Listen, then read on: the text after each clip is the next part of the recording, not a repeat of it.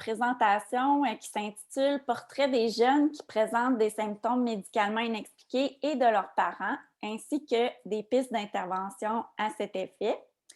Je me présente brièvement. Je suis Isabelle Denis, je suis psychologue de formation et je suis professeure là, à l'École de psychologie de l'Université Laval à Québec. Et je suis en compagnie de mon étudiante au doctorat en psychologie, Caroline, donc qui est étudiante en quatrième année de doctorat. Caroline, oui. Ouais.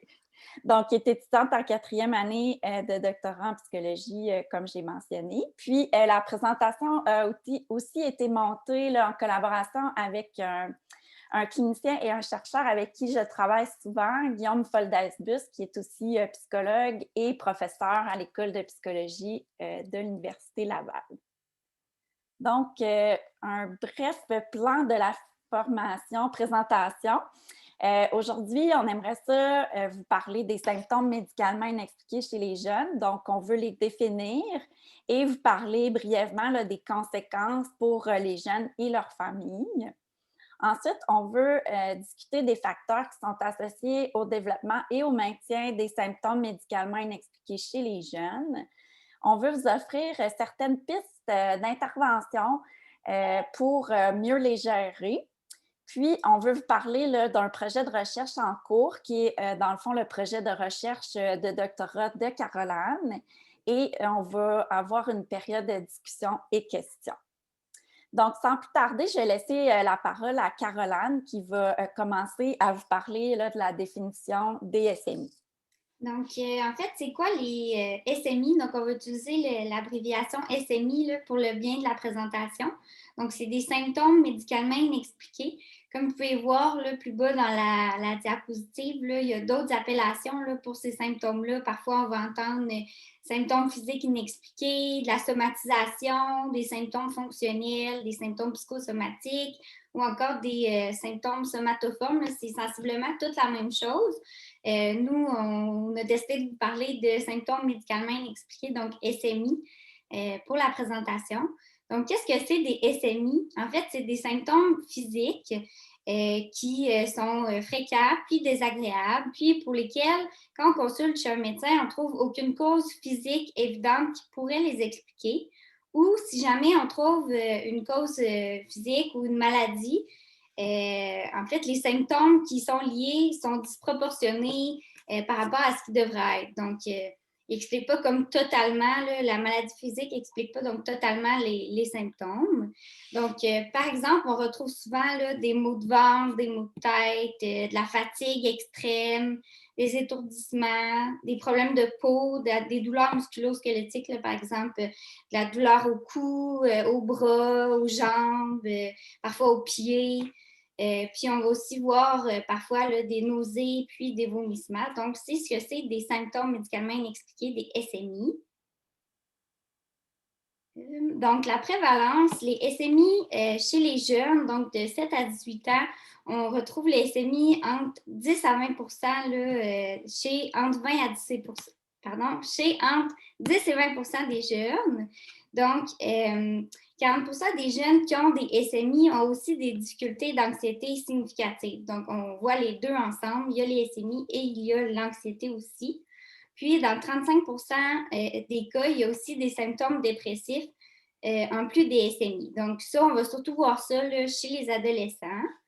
On voit aussi que les SMI ont tendance à augmenter avec l'âge, bien que, disons, la littérature est plutôt, disons, il y a de la controverse là, par rapport à ça, mais ce qui ressort le plus, c'est que ça augmente avec l'âge. Donc, c'est environ présent chez 30 des enfants. Puis, on va voir une augmentation à l'adolescence à environ 23 là, des adolescents qui vont avoir des SMI. On peut penser que cette augmentation-là a lieu en raison notamment des changements hormonaux qui vont avoir lieu à l'adolescence, de la croissance rapide. Puis aussi, parfois, on peut penser que c'est la période de l'adolescente qui présente plus de stresseurs, qui peut faire en sorte là, qu'il va y avoir une augmentation des SMI. Donc, quelles sont les conséquences des SMI là, dans la vie des enfants puis de leur famille? Donc, comme je viens de le mentionner, souvent, on va voir une augmentation de l'anxiété, des symptômes dépressifs chez les enfants, chez les adolescents, là, lorsqu'ils ont des... Oups, ça a changé? Non, OK, pardon. Donc, les diapositives changent toutes seules. Es-tu capable de la remettre où elle était ou voyons? OK, donc, c'est ça. Donc, on va avoir une augmentation là, des symptômes anxieux puis dépressifs. Il me semble que c'était pas... OK, voilà. Donc, quand il y a des difficultés anxieuses, des difficultés dépressives chez les enfants qui ont des SMI, on va remarquer une augmentation de l'intensité puis de la fréquence, puis de l'impact des SMI et aussi des symptômes anxieux, des symptômes dépressifs. Donc, c'est comme un cocktail, disons, explosif. Là, donc, c'est un peu exagéré, là, mais juste pour vous illustrer que quand les deux sont ensemble, on va avoir quelque chose qui amplifie le tout. Donc, comme une autre conséquence, on peut aussi voir des difficultés comportementales là, qui vont apparaître chez l'enfant ou l'adolescent. Donc, de l'hyperactivité, de l'opposition. Parfois, il va y avoir des difficultés de sommeil. Donc, les symptômes vont nuire à l'endormissement ou au maintien du sommeil chez l'enfant. On voit aussi beaucoup d'absentéisme là, scolaire chez ces enfants-là. Donc, juste quelques petites statistiques, là, c'est 14 des jeunes qui ont des SMI qui se seraient absentés pour 3 mois ou plus pendant l'année scolaire, puis 35 des jeunes qui se seraient absentés pour plus de 10 jours pendant l'année scolaire. Donc, vous imaginerez qu'un tel absentéisme, ce n'est pas sans conséquence. Donc, ça fait en sorte que les élèves vont manquer de l'école. Ça peut aussi nuire là, à leurs relations sociales parce qu'ils sont moins souvent là que les autres amis de leur classe. Donc, créer moins des liens, les apprentissages sont plus difficiles. Puis lorsque les élèves sont présents en classe, il y a quand même des difficultés là, de concentration, d'attention qui peuvent être présentes en raison des SMI. Donc, quand on a mal à quelque part, quand on ne se sent pas bien, bien, ça peut nuire à notre concentration. Donc, à ce niveau-là aussi, les SMI peuvent avoir des conséquences. Puis, comme je viens de vous le mentionner, là, les difficultés de concentration, puis l'absentéisme fréquent, bien, ça peut avoir un impact sur les performances académiques, donc les difficultés scolaires, parfois même des échecs scolaires. Puis, une petite bulle là, plus bas, c'est important aussi de prendre en considération que l'école, pour les enfants, c'est un peu comme pour nous ce qui est un travail. Donc, ça peut être pour eux une source d'anxiété qui est considérable. Donc, ils peuvent être anxieux pour la performance, peuvent être anxieux par rapport à leurs apprentissages, s'ils ont de la difficulté à maîtriser certaines choses. Il y a aussi une augmentation de l'anxiété pendant les périodes d'examen. Les relations avec les pairs, la présence de conflits, ça peut aussi être une source d'anxiété pour les élèves. Aussi, il y a l'aspect de comparaison sociale à l'école, ils sont en contact avec plein d'autres amis, puis on veut plaire, on veut bien s'intégrer et tout. Puis, ils sont aussi en relation avec une personne en situation d'autorité, donc l'enseignant, les différents intervenants. Donc, tout ça peut faire en sorte que l'école, ça peut être une source d'anxiété là, chez les enfants. Puis, les SMI peuvent venir être ajoutés à ça, là, être une autre source d'anxiété s'ils sont présents là, lorsque l'enfant est à l'école. Ensuite, une autre conséquence là, des SMI, ça peut amener à l'abandon des loisirs puis à un isolement social. Donc, si on pense à un enfant qui aime beaucoup, par exemple, les sports ou autres, mais qui a des douleurs musculo-squelettiques, donc, ou même des maux de ventre, des maux de tête, bien, on peut s'imaginer que ça vient avoir un impact là, quand on se sent moins bien, qu'on a des symptômes qui nous dérangent. Bien, on va avoir tendance à laisser tomber certaines activités, à les annuler. Puis, ça a par le fait même un impact sur les relations qu'on peut créer avec d'autres personnes lors de ces activités-là ou même lorsqu'on est à l'école là, pour les enfants. Voyons, j'ai de la misère à changer mes diapositives. Donc, Pour les conséquences pour la famille, pour les parents, donc on va remarquer qu'il y a souvent des symptômes d'anxiété puis des symptômes dépressifs chez les parents d'enfants qui ont des SMI. Puis les SMI ont comme conséquence aussi de créer un stress parental là, considérable dans la relation parent-enfant. Donc, parfois, les parents vont se sentir impuissants face à la douleur, à l'inconfort de leur enfant, pas trop savoir quoi faire. Ça peut affecter leur sentiment de compétence parentale quand ils sont constamment en recherche de solutions pour aider leur enfant, mais qui voient qu'il y a peu de choses, en fait, qu'ils peuvent faire qui vont soulager les symptômes de leur enfant. Et aussi l'incompréhension de pourquoi mon enfant se sent comme ça. Est-ce que j'ai une part de responsabilité dans ces symptômes-là? Etc. Ça va aussi engendrer de l'absentéisme au travail chez les parents, donc ils vont s'absenter. Évidemment, si l'enfant s'absente de l'école, ben, il faut qu'il y ait un adulte jusqu'à un certain âge, du moins, qui reste avec l'enfant à la maison. Donc, les parents vont devoir s'absenter du travail. Ils vont aussi devoir s'absenter du travail pour parfois des consultations médicales, etc. On remarque aussi certaines pratiques parentales à risque chez les parents d'enfants ayant des SMI. Donc, c'est important de vous dire que ces pratiques parentales-là, c'est sur un continuum. Donc, c'est pas une pratique parentale qui est moins bonne qu'une autre, c'est plus, disons, d'avoir un certain équilibre dans les différentes pratiques parentales. Donc, pour vous les expliquer un petit peu, là, face au SMI, parfois, les parents vont faire ce qu'on appelle la minimisation. Donc, c'est d'accorder une moindre importance au SMI puis à leurs conséquences. Donc, d'y porter peu d'attention, puis de se mettre, disons, de peu adapter l'environnement familial là, au SMI. Parfois, ça peut être bon de le faire, je vous le répète, mais donc, de seulement être dans cette pratique parentale-là, ça peut, disons, amener un certain risque. Ensuite, il y a la protection, qui est le fait de limiter grandement les activités du jeune. Donc, lui dire, ben là, va pas à ton soccer si tu as mal au ventre, ou ah, tu as mal au ventre aujourd'hui, va pas à l'école, reste à la maison. Ou encore lui accorder des permissions spéciales quand l'enfant a les SMI, quand par exemple il a mal au ventre, mal à la tête, lui accorder des permissions spéciales.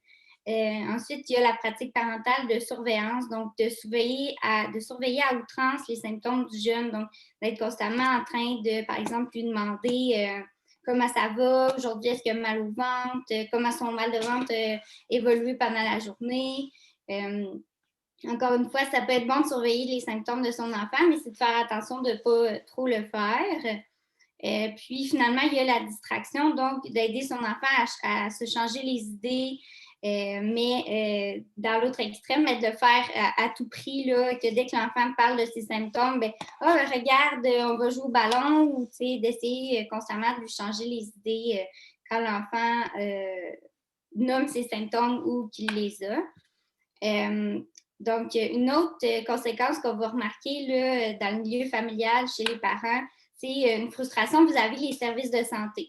Vous me direz que ce n'est pas exclusif au SMI, là, j'en suis consciente, mais comme les parents sont souvent amenés à consulter différents médecins, à être à la recherche vraiment de réponses à pourquoi mon enfant a ces symptômes-là, de mieux comprendre ce qui se passe, bien, ils sont amenés à plus souvent aller consulter, puis ça peut amener une frustration là, de voir que les médecins ne savent pas trop ce que leur enfant a, ou encore que les explications que les médecins donnent ne suffisent pas aux parents, ou selon eux, ne répondent pas à leurs questions. Donc, on va voir différentes frustrations là, vis-à-vis des services de santé.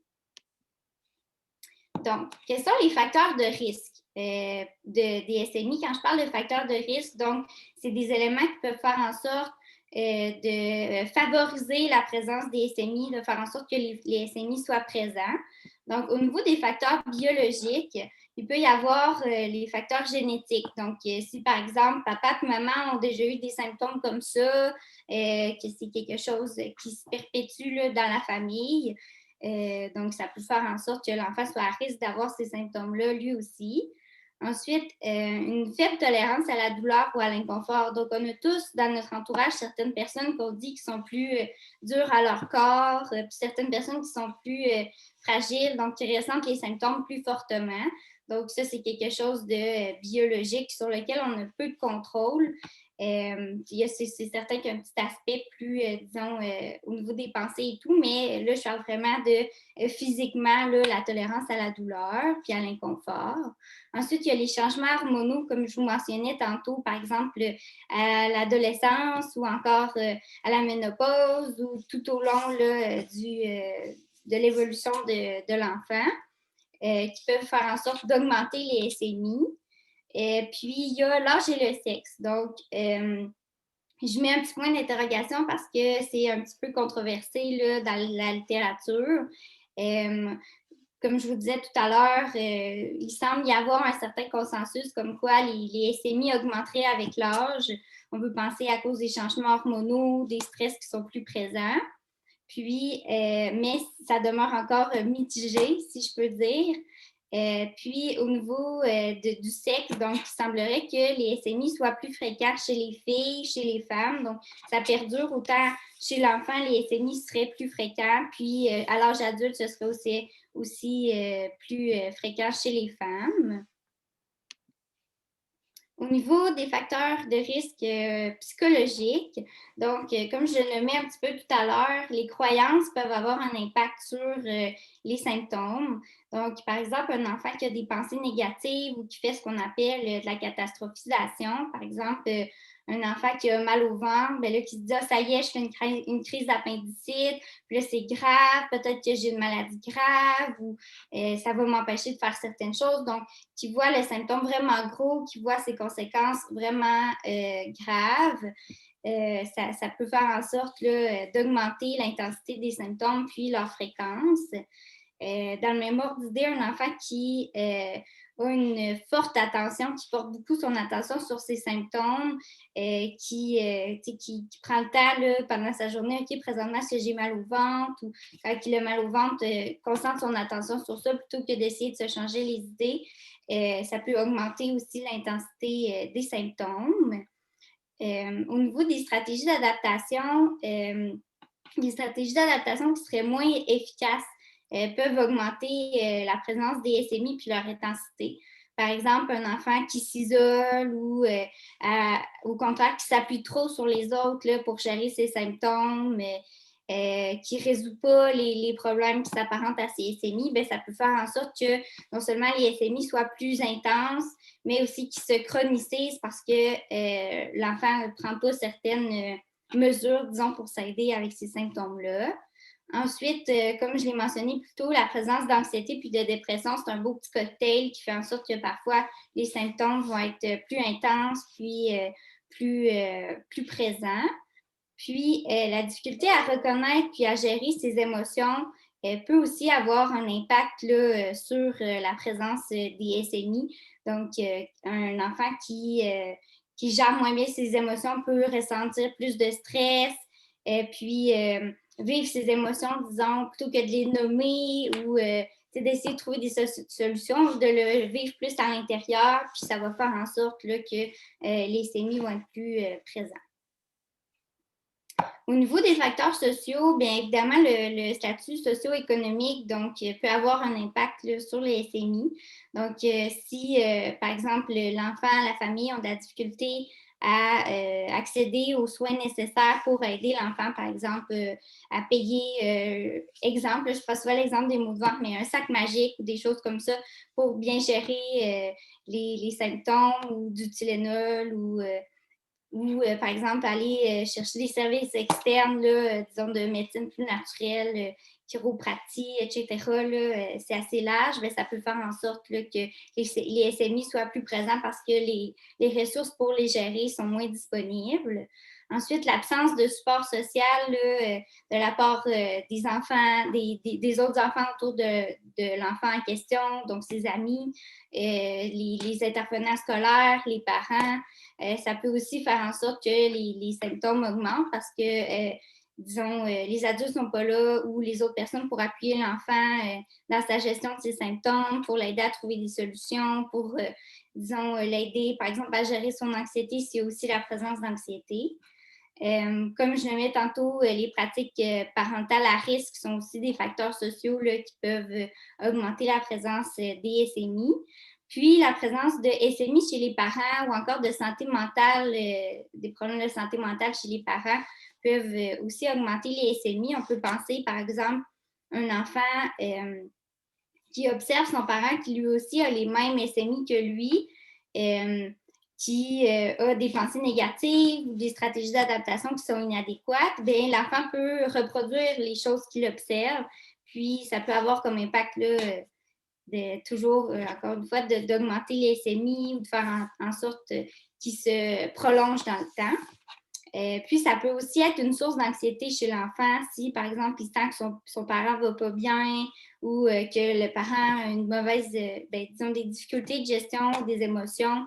L'enfant le ressent, puis ça peut être une source d'anxiété chez lui. Excellent, merci. Ça fait un super bon tour là, de toutes les conséquences, les facteurs de risque aussi. Donc maintenant, je vais vous parler de comment on peut mieux gérer là, les SMI chez les jeunes. C'est sûr qu'on n'a pas beaucoup de temps, donc je vais aborder les principales stratégies, mais il faut savoir là, que ce n'est pas les seules stratégies là, qui existent. Donc, je pense que comme Caroline l'a bien dit, les SMI font partie d'un développement normal chez les enfants et les adolescents. Étant donné, entre autres, la croissance rapide, les nombreux changements aussi corporels, puis les changements hormonaux, excusez. Puis, les SMI peuvent être associés à des émotions, là, dont l'anxiété ou à certains problèmes de santé mentale. Puis, lorsque c'est le cas, c'est vraiment important là, d'aller consulter là, à cet effet-là. Puis, je vais revenir sur quand et qui consulter. Mais il faut faire attention, par contre, il ne faut pas penser que les symptômes sont irréels. Donc, la douleur et l'inconfort qui est ressenti par l'enfant là, est bien réel. En ce sens qu'il y a une croyance populaire là, qui circule, qui dit que les SMI peuvent être un refoulement émotionnel, donc il va se transmettre par le corps. Oui, ça peut être un refoulement dans le sens que l'enfant va avoir peut-être de la difficulté à bien comprendre, à gérer ses émotions. Mais aussi le corps nous parle en ce sens que lorsqu'on ressent de l'anxiété ou une autre émotion, ben, il y a des choses qui se passent dans notre corps pour nous indiquer qu'on est anxieux ou qu'on est triste ou qu'on est fâché. Donc, par exemple, quand on est anxieux, on peut avoir certaines sensations physiques là, qui sont associées à l'anxiété, comme par exemple des tremblements, les mains moites, devenir rouge. Donc, ça, c'est toutes des sensations physiques là, qui peuvent nous indiquer là, qu'on est en train de vivre potentiellement de l'anxiété.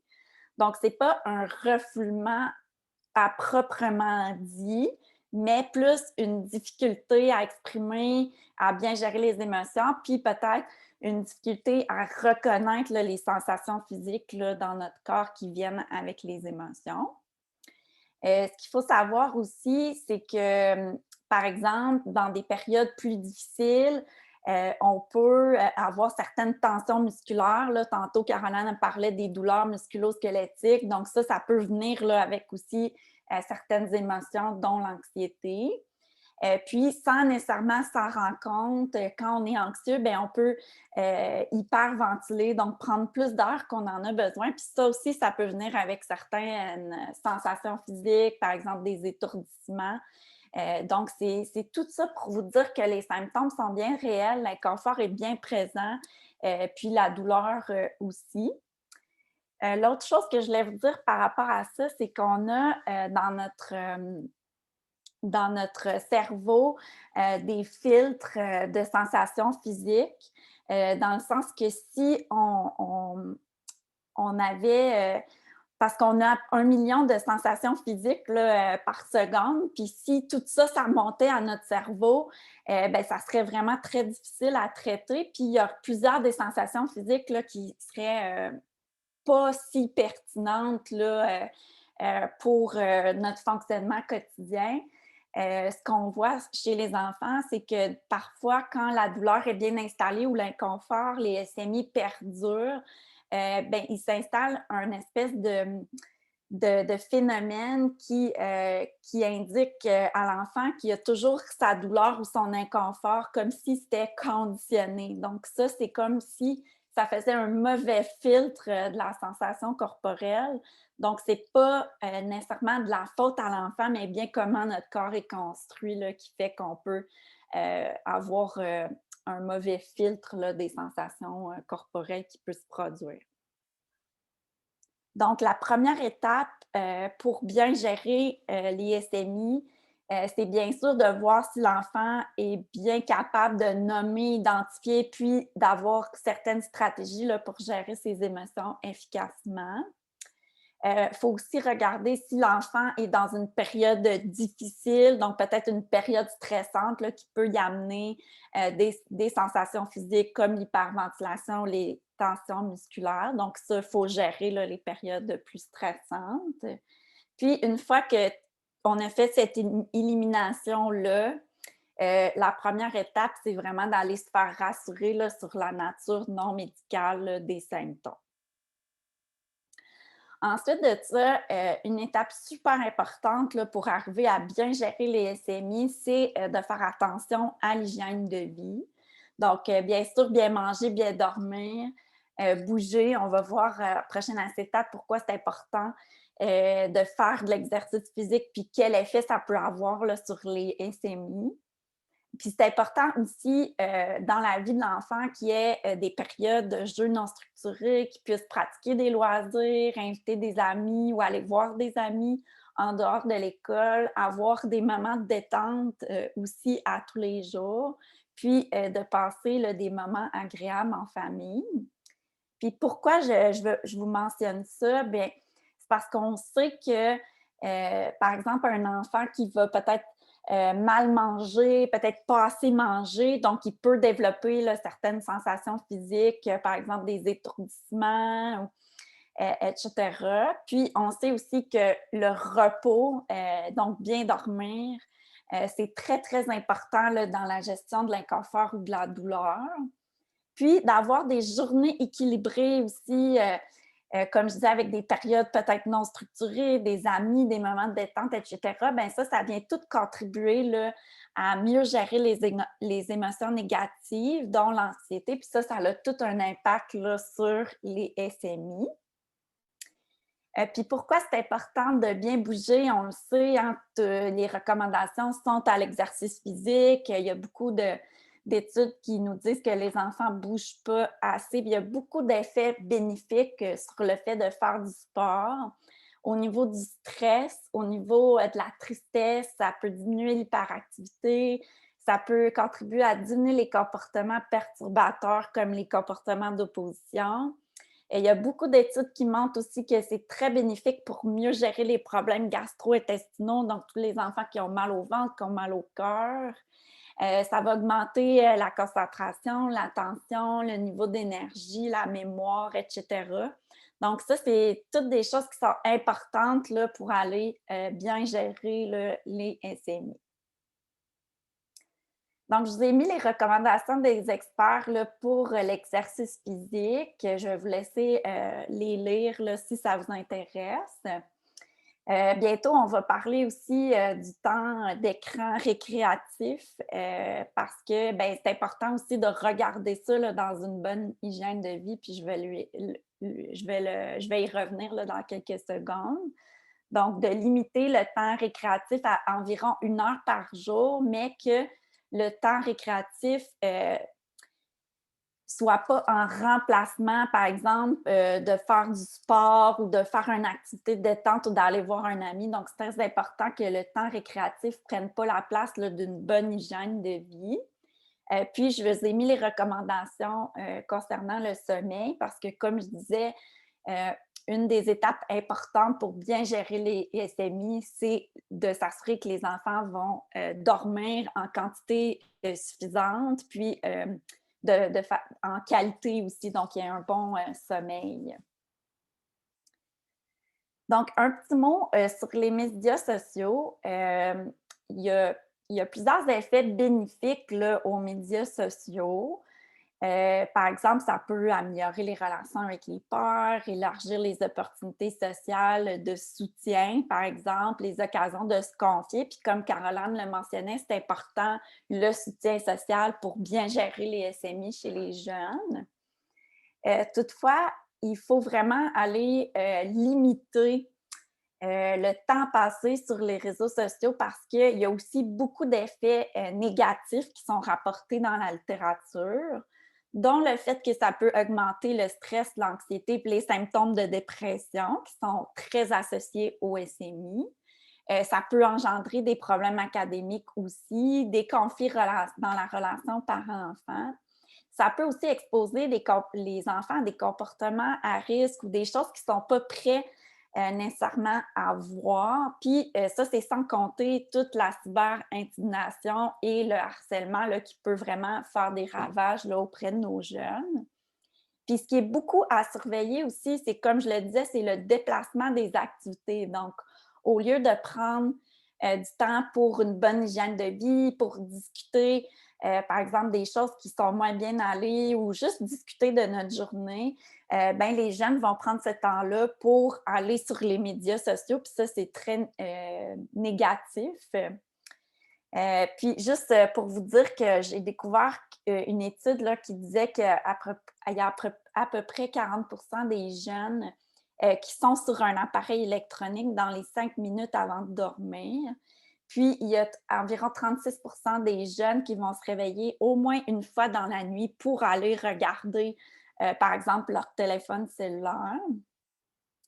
Puis ça, c'est un problème pour le déplacement des activités, mais c'est aussi un problème pour la qualité du sommeil, en ce sens que quand on se couche dans le lit avec un appareil électronique, peu importe ce qu'on fait avec, il y a une quantité de lumière là, qui va aller dans notre visage, dans nos yeux, qui va vraiment faire en sorte qu'on ait soit de la difficulté à s'endormir ou si on n'a pas de la difficulté à s'endormir, qu'on se réveille dans la nuit.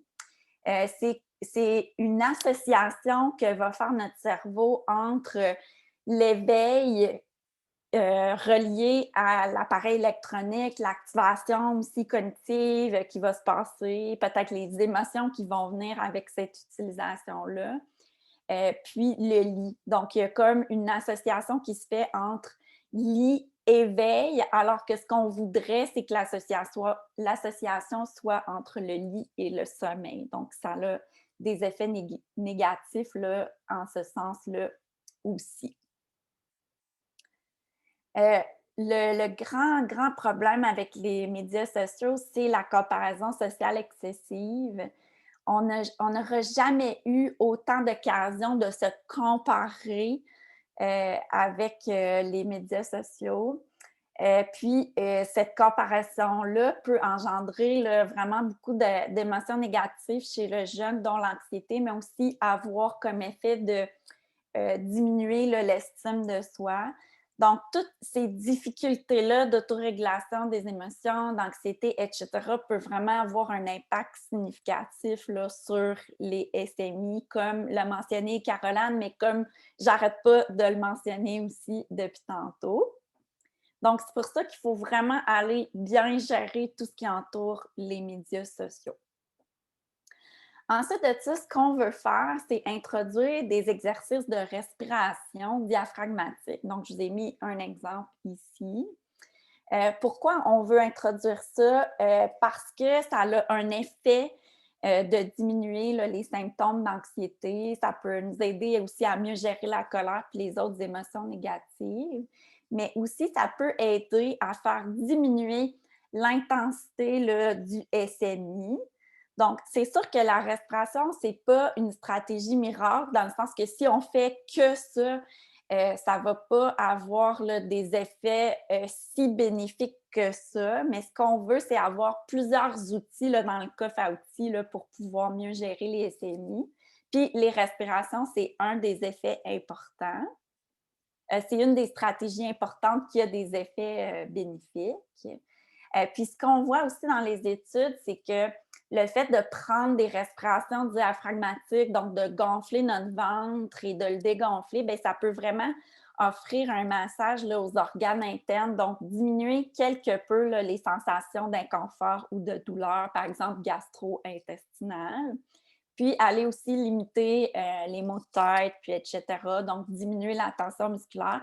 Fait que, comme je vous dis, c'est pas une stratégie miracle, mais c'est une des stratégies là, qu'on veut mettre en place quasi quotidiennement ou même quotidiennement là, si on est capable. Puis de le faire là, avant de dormir, ça peut être une bonne idée aussi là, pour aider à l'hygiène du sommeil. Donc, je vous ai mis plein d'exemples de respiration, de relaxation. Il y en a que vous pouvez obtenir gratuitement là, sur Internet, comme la méditation calme et attentive comme une grenouille ou les balados là, de Passeport Santé. Vous en avez pour tous les âges, les enfants, les adolescents. Donc, ça peut être intéressant. Puis, je vous ai mis aussi des ouvrages là, à vous procurer là, pour vous donner des idées là, d'exercices de méditation, relaxation et de respiration aussi. Ça, c'est un autre exemple d'un exercice de relaxation musculaire. Donc ça peut aider beaucoup là, pour les tensions musculaires, comme j'ai mentionné, mais aussi au niveau gastro-intestinaux, là, ça peut vraiment donner un coup de pouce. Puis, je vous ai mis aussi un exercice de méditation qui peut être intéressant quand le jeune est pris dans ses pensées, que ça tourne en boucle, qu'il rumine. Donc, ça, c'est vraiment plus, par exemple, pour, je dirais, les préadolescents, adolescents, mais c'est vraiment un exercice super le fun à essayer là, avec vos jeunes. Ensuite de ça, l'autre stratégie, c'est de trouver des choses à faire pour se détendre. Donc, juste parfois de s'asseoir, d'avoir une discussion, de dire ben, qu'est-ce qu'on peut faire pour se détendre quand on est à la maison, par exemple, le soir après l'école. Donc, d'écrire quelques idées sur les lignes, de mettre ça sur le frigo dans la chambre de l'enfant, puis de lui rappeler que c'est important d'avoir des moments à lui aussi, puis de donner l'exemple aussi. Comme parents, tu sais, qu'on prend des moments de détente. Ça peut même être des moments de détente en famille. Donc, c'est vraiment quelque chose de super important là, à instaurer là, dans la routine. Puis aussi, que l'enfant il puisse pratiquer là, des activités non performantes. Je vous ai mis plusieurs exemples ici. Pourquoi des activités non performantes? Bien, c'est ce qu'on voit dans les études, c'est que les jeunes qui ont des SMI, c'est beaucoup associé à la performance. Donc, c'est des jeunes qui peuvent être très performants à l'école, au niveau des sports. Ça peut être des jeunes qui sont perfectionnistes aussi. Puis ça va engendrer un certain niveau d'anxiété qui peut contribuer au SMI et vice-versa. Donc, c'est vraiment important que l'enfant puisse faire des choses qui lui demandent pas de performance pour vraiment aller varier là, ses activités puis lui donner un petit break là, de performance. Donc, il y a ça ici. Ensuite de ça, c'est vraiment d'aller normaliser les SMI, puis les émotions qui sont associées. Donc, de rassurer le jeune sur la nature des SMI. Tantôt, Caroline parlait de catastrophisation, qu'on anticipe beaucoup les conséquences négatives. Donc, d'aller lui dire que c'est passager, que c'est pas de nature médicale, d'aller normaliser aussi les émotions qu'il va vivre par rapport à ça, c'est une stratégie d'intervention qui est importante. Donc, ça permet justement de ne pas aller adopter la pratique parentale de minimisation, par exemple, puis de vraiment accueillir là, ces SMI-là qui peuvent être passagers, bien, qui sont habituellement là, passagères. Donc, ça, c'est une étape super importante. Ensuite de ça, on veut aller monitorer les SMI. Donc, ça va être une étape essentielle pour la suite des choses. Donc, vous allez vraiment comprendre qu'est-ce que je veux dire par là, mais on veut aller voir c'est quoi l'intensité du SMI qui est présenté en ce moment. Puis, cette étape-là va orienter les interventions qu'on va faire par la suite. Puis ça, c'est quand même facile à faire avec les petits, les plus grands. Avec les petits, c'est intéressant là, d'utiliser l'échelle en visage ici, là, qui est graduée de 0 à 10, parce que les visages, ça va vraiment donner un visuel sur la douleur puis l'inconfort qui peut être ressenti.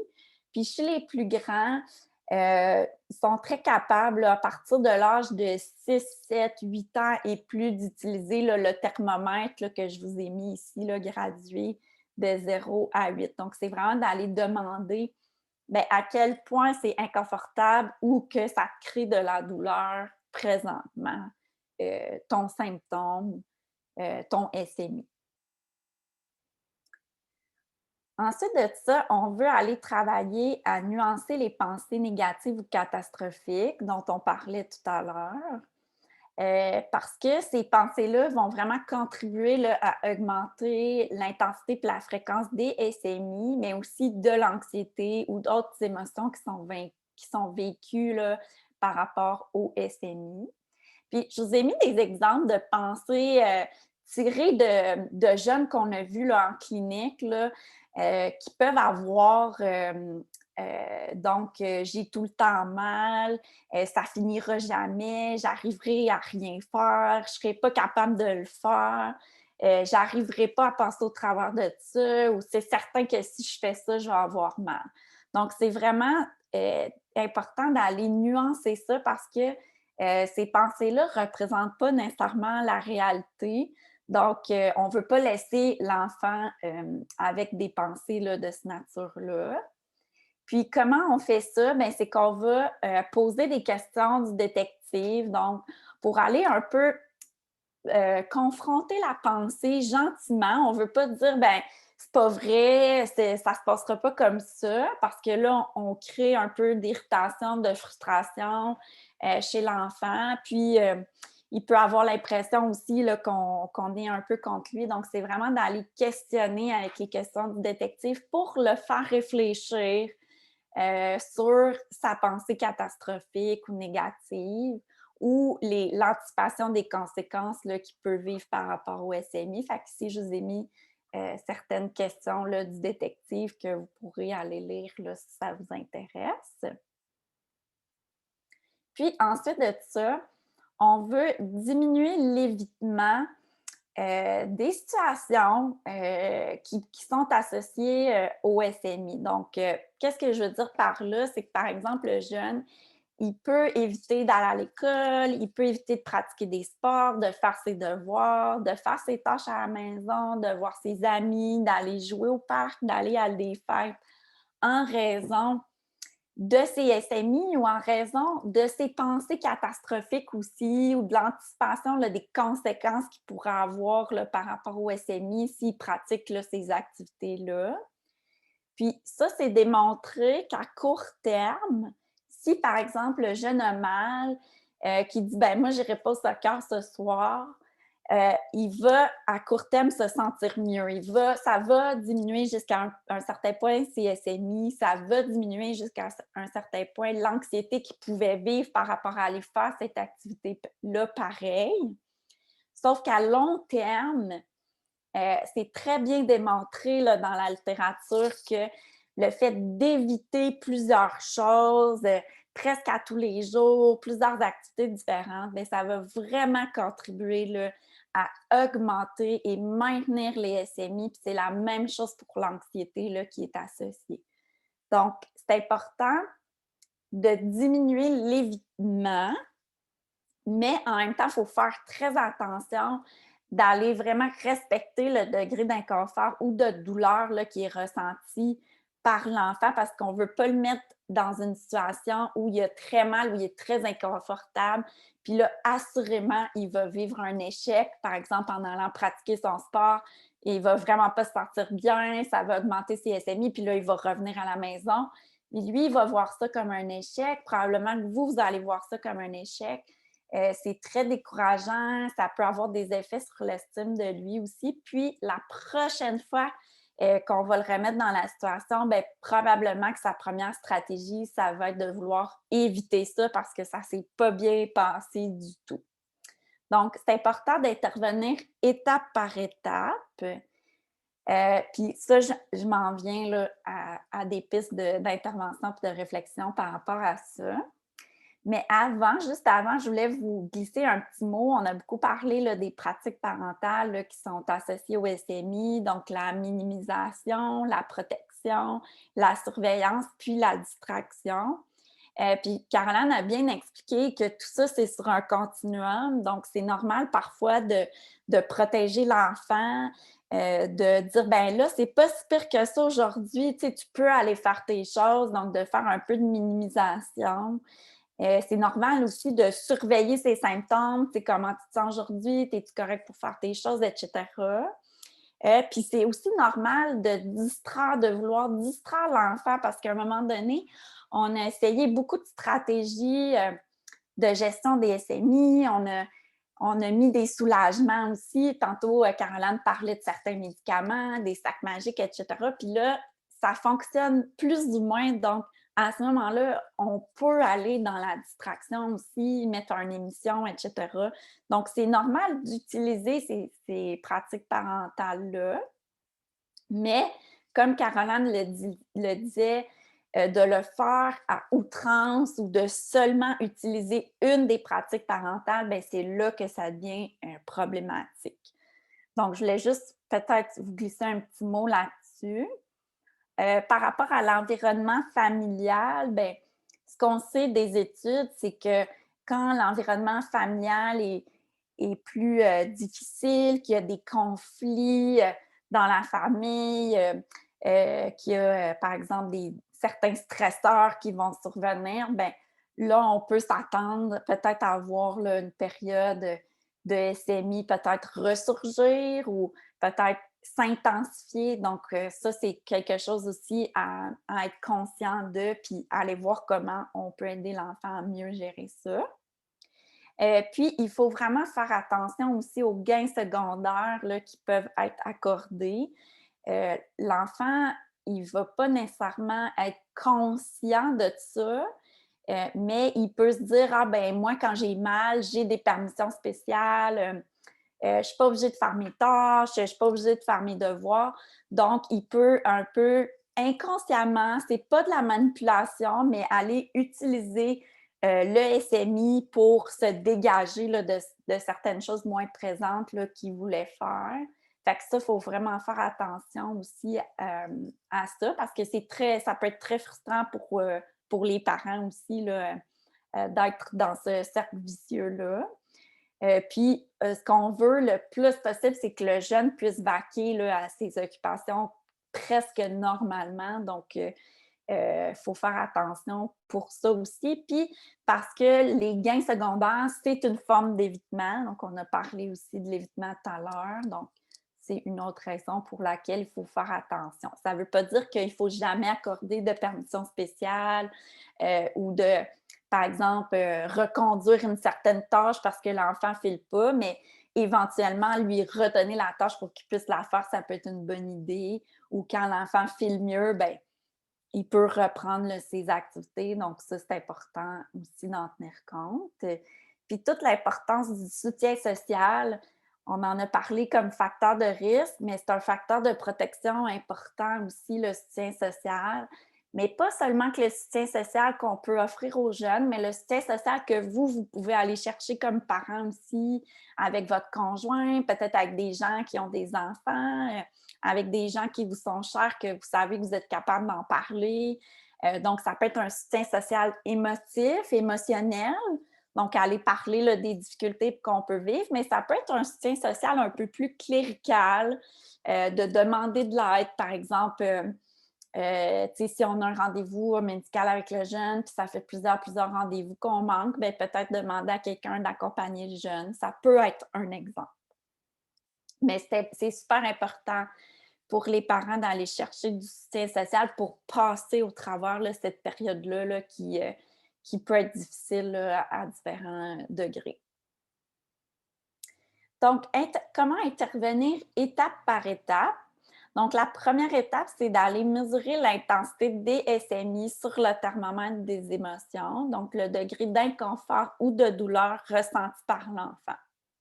Si le degré d'inconfort ou de douleur est en dessous de 4 sur 8, donc sur le thermomètre, et que le jeune a l'air relativement en forme, donc son état général est pas si mal, bien, il peut probablement poursuivre ses activités.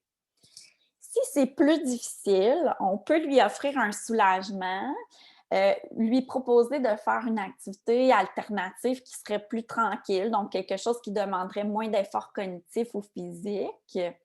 Puis, on peut l'inviter là, à aller utiliser là, certaines stratégies du triangle. Je me souviens pas si on l'a pas vu, le triangle. On l'avait-tu vu, oui, le triangle, ce triangle-là. Donc, aller travailler, dans le fond, les émotions, les sensations physiques. Donc, demander aux jeunes, tu sais, s'il y a quelque chose qui ne va pas, c'est quoi les émotions qui sont ressenties. Au niveau des sensations physiques, on peut aller faire respiration, relaxation, méditation. Ensuite de ça, ben, on peut travailler là, les pensées, voir s'il y a des pensées catastrophiques, voir s'il anticipe les conséquences, etc. Aller poser les questions du détective. Donc, utiliser les stratégies du triangle. Puis, lorsque l'enfant est mieux, bien, on va l'inviter à reprendre ses activités normalement. Donc, retourner à l'école, reprendre sa tâche, refaire ses devoirs, retourner jouer avec ses amis, etc. Je l'ai mentionné brièvement, mais c'est toujours super important d'aller voir qu'est-ce qui veut dire le symptôme. Parce que des fois, l'enfant est fatigué, donc il y a peut-être des SMI associés à ça. Peut-être qu'il a pratiqué un sport plus intense, puis là, il est raqué, comme qu'on dit en bon français, donc il y a des tensions musculaires, etc. Peut-être qu'il a faim aussi, ça peut créer là, des sensations physiques. C'est pas tous les enfants qui sont bons là, pour bien identifier là, les signaux de faim. Des fois, les jeunes ont des malaises aussi, des maladies bénignes, un rhume, une grippe, des symptômes qui s'apparentent à la gastro. Donc là, il faut vraiment traiter ça comme une maladie bénigne. Donc, c'est normal dans ce temps-là qu'on le garde à la maison, qu'on le soigne, etc.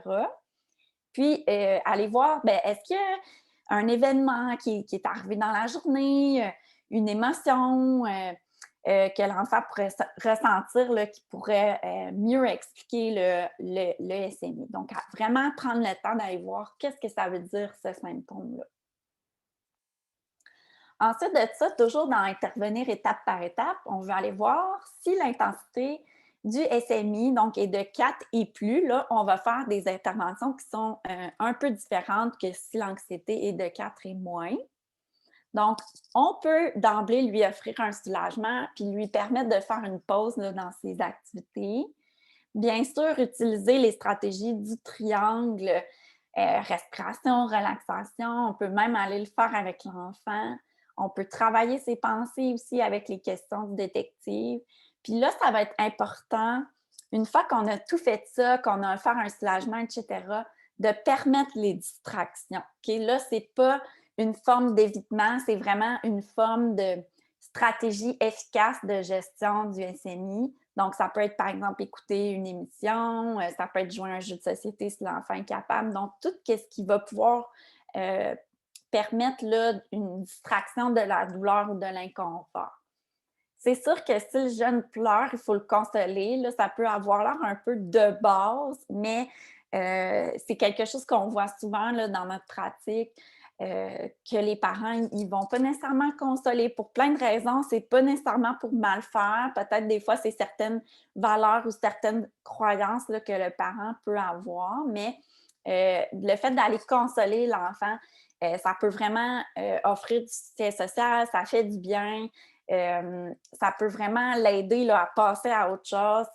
Puis, ça ne rend pas le jeune moins capable là, de gérer là, ses SMI ou plus faible là, dans sa gestion émotionnelle. Donc, c'est vraiment important là, de le consoler. Puis, de toujours envoyer un message d'espoir sur la nature passagère là, des difficultés, d'aller aussi souligner tous les progrès là, qui ont été réalisés là, depuis le début de l'apparition des symptômes. Il y a toujours des progrès. Des fois, c'est des petits progrès, mais je suis certaine là, qu'on peut être capable là, de les trouver. Puis comme je le disais tantôt, il y a beaucoup, beaucoup d'études qui montrent que le repos, c'est vraiment une stratégie importante là, dans la gestion de la douleur ou de l'inconfort, que ça soit engendré par les SMI ou autres. C'est très, très important là, de se reposer. Ensuite, l'importance des renforcements. Bon, qu'est-ce qu'on veut renforcer? Bien, on veut renforcer l'utilisation des stratégies de gestion des SMI, pas nécessairement les gains obtenus, pas seulement pas nécessairement si ces stratégies-là ont fonctionné. Donc, zéro en lien avec la performance, mais bien dans l'utilisation des stratégies pour que l'enfant, le jeune enfant, adolescent, la prochaine fois qu'il y a de la douleur et de l'inconfort, bien, que son réflexe, ça soit d'aller utiliser ces stratégies-là qui sont efficaces et non de tomber dans des stratégies moins efficaces, là, comme l'a mentionné Caroline tantôt, peut-être de s'isoler, de limiter ses activités, etc. Donc, on ne veut pas que ça soit réutilisé. Comment on peut renforcer? Bien, il y a plusieurs façons, des gestes, des paroles d'appréciation. Je vous ai mis des exemples. On peut utiliser un système de jetons de renforcement. On peut offrir un privilège à l'enfant. Je vous ai mis des exemples aussi. C'est tous des exemples d'enfants qu'on avait trouvés avec les enfants qui souffraient de SMI ou d'autres problématiques. Puis, on peut offrir là, des petits objets matériels, rien de bien cher, là, on s'entend, des collants, des petits jouets là, vraiment pas chers. Donc ça peut être toutes des façons d'aller renforcer l'utilisation des stratégies efficaces de gestion des SMI. Donc, quand et à qui demander de l'aide? Quand les SMI sont fréquents et intenses, puis qui vont perdurer dans le temps, quand ils vont constamment empêcher le jeune de faire des choses qu'il aimerait faire ou qu'on s'attendrait à ce qu'il soit capable de faire à son âge, quand les stratégies de gestion des SMI qui sont employées par le jeune ou ses parents, qui fonctionnaient auparavant, mais se mettent à plus fonctionner, quand les SMI vont nuire à la qualité de vie du jeune, mais aussi à la qualité de vie de sa famille, quand ils vont empêcher le jeune et sa famille d'être bien dans la vie, puis quand le jeune demande à avoir de l'aide, bien là, c'est très important d'aller consulter. Puis je vous dirais que c'est pas obligé que tous ces critères-là soient rencontrés. Dès qu'un des critères est rencontré, puis que vous voulez consulter, faites-le. Dans le fond, ça peut juste avoir des effets bénéfiques. Euh, d'aller consulter parce que ben, on va laisser moins traîner là, cette problématique-là. Donc, ça va être peut-être plus facile là, à gérer. Donc, la première étape, c'est d'aller consulter le médecin de famille ou un pédiatre ou le médecin de votre enfant là, pour vous faire assurer sur la nature non médicale des symptômes. Puis, la deuxième étape, c'est de consulter un psychologue ou un professionnel de la santé mentale là, qui est spécialisé en thérapie cognitive comportementale. Pourquoi ça spécifiquement? Bien, c'est parce que c'est la thérapie là, qui est recommandée, dont l'efficacité a été le plus souvent démontrée là, pour les SMI chez les jeunes. Puis, c'est la même chose au niveau de l'anxiété ou des autres problèmes de santé mentale. Au début de ma partie, je vous disais que c'était important là, de consulter là, dès que l'enfant, on se préoccupe de ses problèmes d'anxiété ou autres problèmes de santé mentale, mais c'est les mêmes critères.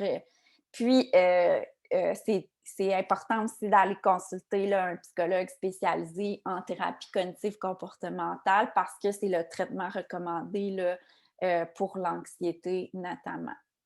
Donc ça, c'est super important de ne pas tarder, de ne pas penser que si on ne s'en occupe pas, ça va avoir tendance à passer dans le temps parce que ce n'est pas vraiment ce qu'on voit là, dans la littérature. Quand on laisse ça aller puis qu'on ne fait pas d'intervention, bien, ça a tendance à se chroniciser Le jeune va développer d'autres SMI aussi. Il peut développer plusieurs des conséquences associées. Ça peut mener à des problèmes de santé mentale. Donc, c'est vraiment super important là, de s'en occuper là, le plus rapidement possible. Euh, Sentez-vous pas mal là, d'aller consulter. Là, c'est vraiment, vraiment une bonne idée de le faire. Puis ça conclut mon tour d'horizon. Fait que je vais laisser la parole à Caroline là, qui va vous parler de son projet de recherche là, qui est en cours actuellement. Donc, présentement, on mène un projet justement sur les SMI chez les jeunes qui sont âgés entre 8 et 17 ans. Donc, même si présentement, on a quelques connaissances là, sur les SMI chez les jeunes, il existe encore peu d'études là, dans le domaine, puis plusieurs des facteurs qui sont associés au développement et au maintien des SMI, je vous en ai présenté quelques-uns, mais il y en demeure plusieurs là, qui sont encore incompris, donc ça demeure à investiguer puis à mieux comprendre. Donc, l'objectif de notre étude, nous, c'est de dresser le profil des jeunes qui présentent des SMI, puis le profil de leurs parents, puis aussi de mieux comprendre comment ces profils-là s'influencent. Donc, comme je vous dis, l'étude apporte sur les jeunes de 8 à 17 ans, puis leurs parents. Puis, ultimement, là, ce qu'on veut, c'est mieux comprendre pour mieux pouvoir développer des interventions qui vont être efficaces pour ces jeunes-là, parce que malheureusement, présentement, c'est manquant. Isabelle vous a présenté là, des pistes d'intervention, mais disons que on aimerait que ça soit plus spécial, plus centré sur les SMI, puis que notre connaissance soit meilleure pour développer des interventions là, spécifiques à ces enfants-là. Donc, l'étude est en cours. Là, présentement, on recrute des participants puis, pour l'étude. Puis, on espère avoir plus d'informations, plus de connaissances à ce niveau-là dans la prochaine année. Donc, on vous remercie beaucoup là, d'avoir écouté notre présentation. Puis, n'hésitez pas si vous avez des questions pour nous.